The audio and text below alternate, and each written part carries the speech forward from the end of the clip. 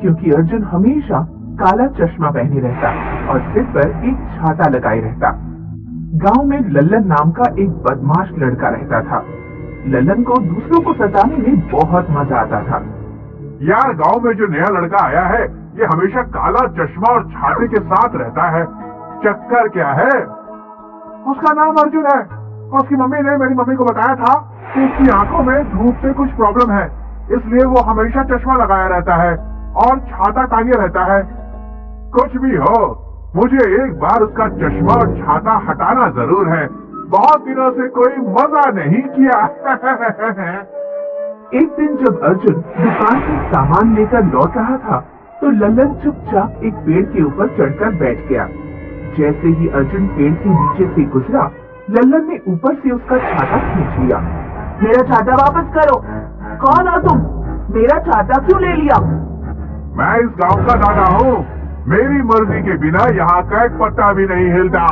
मैं चाहता हूँ कि तुम एक दिन के लिए मुझे अपना चश्मा दे दो। नहीं, मैं अपना चश्मा तुम्हें नहीं दे सकता। तुम दे सकते हो या नहीं, मुझे इससे कोई मतलब नहीं। मैं इसे तुमसे लेकर ही रहूंगा। लल्लन अर्जुन का चश्मा छीनने पेड़ से नीचे कूदा, लेकिन अर्जुन वहां से भाग गया। लल्लन ने उसका पीछा किया। अर्जुन ने गांव का रास्ता नहीं देखा था। वह थोड़ी देर तक भागकर एक घर में जा घुसा। लल्लन नाम का एक लड़का मेरा चश्मा छीनना चाहता है। प्लीज मेरी मदद करो।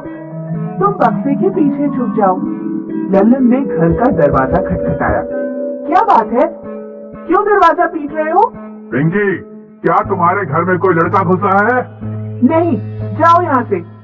लल्लन जब चला गया तो पिंकी अर्जुन से बोली, तुम बाहर आ सकते हो। लल्लन जा चुका है। तुम्हारा नाम अर्जुन है ना?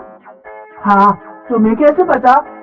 तुम जिस दुकान से सामान खरीदते हो वो मेरे पापा की दुकान है। मैंने तुम्हें पहले ही देखा है। तुम हमेशा चश्मा क्यों पहने रहते हो? अगर मेरी आंखों पर सूरज की किरणें पड़ जाए तो बहुत बड़े बड़े ओलों की बारिश होती है। मेरी इस समस्या की वजह से मेरे मम्मी पापा कई गांव बदल चुके हैं। जहाँ भी एक बार मेरी वजह से ओलों की बारिश हुई, वहाँ के लोगों ने हमें गांव से निकाल दिया। अगर यहाँ भी कुछ ऐसा हुआ तो हमारा परिवार यहाँ भी नहीं रह पाएगा। ये कैसी अजीब बीमारी है? ये तुम्हें कब से है? जब से मैं पैदा हुआ तब से है। एक जादूगर ने मुझे ये चश्मा और छाता दिया था, वरना मेरा इस पृथ्वी पर कहीं भी रहना मुश्किल हो जाता। मेरे पापा की गांव के मुखिया से जान पहचान है, मैं उनसे बात करूंगी। तुम घर जा सकते हो। लल्लन जा चुका है। लल्लन गया नहीं था, वह दरवाजे के पीछे छुप गया था। जैसे ही अर्जुन बाहर निकला, लल्लन ने पीछे से उसका चश्मा उतार दिया। सूरज की किरणें अर्जुन की आंखों पर पड़ी और पूरे गांव में बड़े बड़े ओले गिरने लगे। ओलों का आकार थाली से लेकर कुएं जितना बड़ा था। ये कौन सी आफत आ गई? लल्लन चश्मा फेंक कर भाग जाता है। चश्मे के ऊपर एक बड़ा ओला गिरा और चश्मा चूर चूर हो गया। पूरे गांव में अफरा तफरी मच गई। लोगों के घरों की छत पर बड़े बड़े छेद हो गए थे। सब लोग मदद के लिए मुखिया के घर भागने लगे। मुझे अंधेरी कोठरी में जाना होगा, वरना ओलों की बारिश रुकेगी नहीं। अर्जुन दौड़ता हुआ अपने घर गया और एक बिल्कुल अंधेरे कमरे में बंद हो गया। तब ओलों की बारिश शांत हुई। लल्लन ने गांव के मुखिया को बता दिया कि ये सब अर्जुन नाम के लड़के की वजह से हो रहा है। तभी पिंकी वहां पहुंची और पिंकी ने मुखिया से कहा, मुखिया जी, ये सब उस लड़के की वजह से नहीं, लल्लन की वजह से हो रहा है। इसी ने उसका चश्मा जबरदस्ती छीना था। पिंकी मुखिया और गांव वालों को सारी बात बता देती है। लल्लन, जब तुम्हें पता था कि उस लड़के को ऐसी समस्या है, तो तुमने उसका चश्मा क्यों छीना? ओलों की बारिश के लिए वो लड़का नहीं, तुम जिम्मेदार हो। गांव के लोगों का ओलों से जो नुकसान हुआ है, तुम्हारे पिताजी उसकी भरपाई करेंगे। मुखिया और पिंकी अर्जुन के घर पहुंचे। मुखिया जी, अपने बेटे की तरफ से मैं माफी मांगती हूँ, लेकिन आप हमें गांव से ना निकालें। हम गांव बदल बदल कर थक चुके हैं। मैं आपकी समस्या समझता हूँ। पिंकी ने मुझे सब बता दिया है। गलती आपके बेटे की नहीं थी, ये सब लल्लन की शैतानी की वजह से हुआ है। अर्जुन इस समय कहाँ है? वो अंधेरे कमरे में बंद है, अभी उसका वहीं रहना सही है। मैं टबोला नाम के एक जादूगर को जानता हूँ, शायद वो अर्जुन की कुछ मदद कर पाए। अर्जुन की आंखों पर मोटी पट्टी बांधकर उसे टबोला जादूगर के पास ले जाया गया। पता नहीं तुम्हें याद है या नहीं, लेकिन मैं एक बार गांव में गया था तो मैंने तुम्हें पहले भी एक चश्मा दिया था। मैं आपको अभी देख तो नहीं सकता, लेकिन मुझे आपकी आवाज ध्यान है। उस समय हम चमचापुर गांव में रहते थे। जादूगर ने अपनी जादुई शक्तियों से अर्जुन को एक नया चश्मा और छाता बनाकर दे दिया। हीरालाल अपने गांव का सरपंच था। उसकी 2 बेटियां थीं, करिश्मा और रवीना। बड़ी बेटी करिश्मा हमेशा एक कमरे में बंद रहती थी। रवीना, तेरी बड़ी बहन चुड़ैल है क्या, जो हमेशा घर में बंद रहती है? रवीना को जब गांव की लड़कियां चिढ़ाती तो वह अपने माता पिता से जाकर कहती, माँ, पिताजी, करिश्मा मेरे साथ क्यों नहीं खेलती? आप उसे स्कूल भी नहीं भेजती। मुझे रोजाना स्कूल जाना पड़ता है।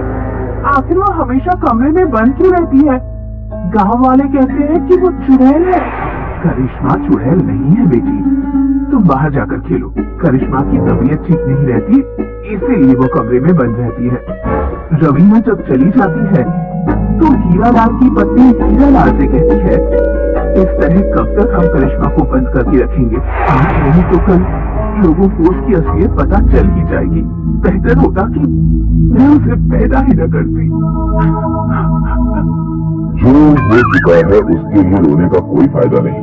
मीनापुर गांव में जादूगर बाबा रहते हैं, शायद वो कुछ कर पाए।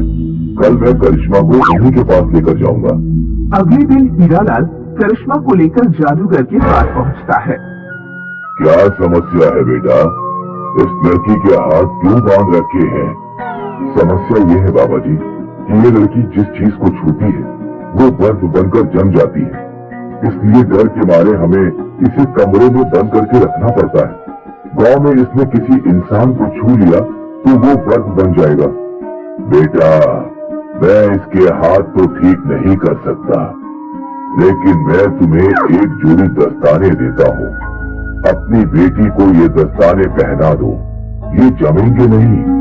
इन्हें पहनने के बाद ये घर से बाहर निकल सकती है। करिश्मा दस्ताने पाकर बहुत खुश हुई, क्योंकि अब वह किसी भी चीज को अपने हाथों से पकड़ सकती थी।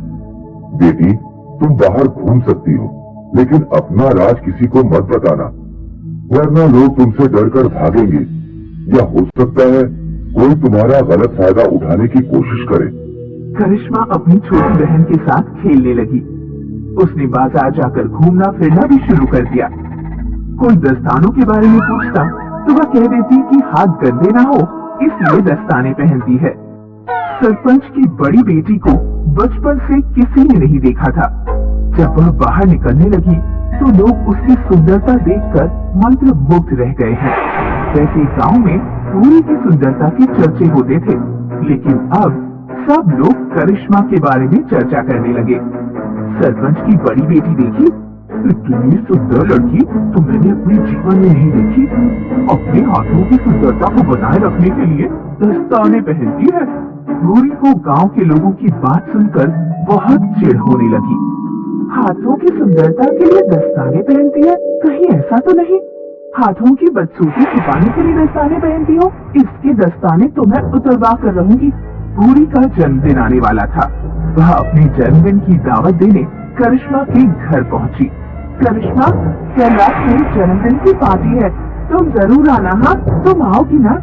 देखो, मना मत करना प्लीज। ठीक है, मैं आऊंगी।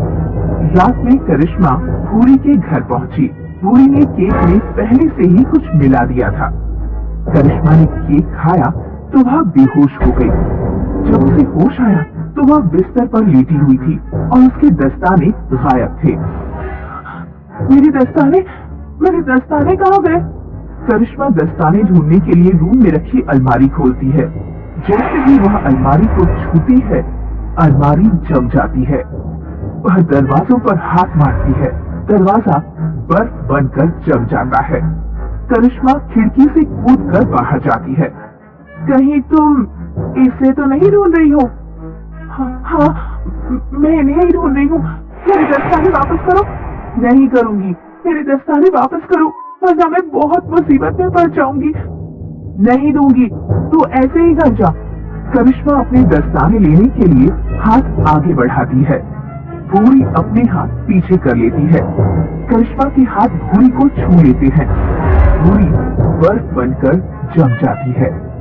गांव की एक औरत यह सब देख रही थी। करिश्मा, ये तूने क्या किया? औरत चिल्लाने लगी। सुनो सुनो गांव वालों, करिश्मा चुड़ैल है, उसने भूरी को जमा दिया। करिश्मा को वहां से भागना पड़ता है। भागते भागते वह जंगल पार करके नदी किनारे पहुंच जाती है। वहां उसे एक लड़का मिलता है। क्या तुम्हें नदी पार करनी है? अगर तुम चाहो तो मेरी नाव में बैठ सकती हो।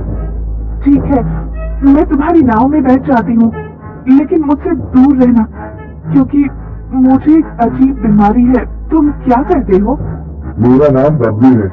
मैं शहर से बर्फ लेकर आता हूँ और गांव में बेचता हूँ। तुम्हें क्या बीमारी है?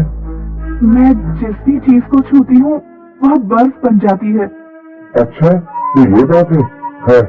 तुम्हें इस बीमारी को अभिशाप नहीं समझना चाहिए। लड़का एक बाल्टी में पानी भरता है और करिश्मा से पानी में उंगली डालने के लिए कहता है। करिश्मा जैसे ही पानी में उंगली डालती है, पानी बर्फ बन जाता है। यदि तुम चाहो तो तुम मुझसे विवाह कर सकती हो। तुम इसी तरह बर्फ जमाना और मैं बर्फ बेचूंगा। इस तरह मेरा खर्चा बच जाएगा। लेकिन मेरे दस्ताने मेरे गांव में ही रह गए हैं और मेरे माता पिता भी मेरी चिंता कर रहे होंगे। तुम चिंता मत करो, तुम एक पत्र लिख दो, मैं वो तुम्हारे माता पिता तक पहुंचा दूंगा और तुम्हारे दस्ताने तुम्हारे गांव से वापस ले आऊंगा।